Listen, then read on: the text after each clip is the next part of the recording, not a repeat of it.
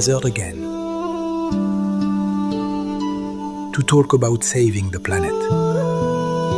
But while they spoke, nature screamed. Over 100 lives lost in the Philippines.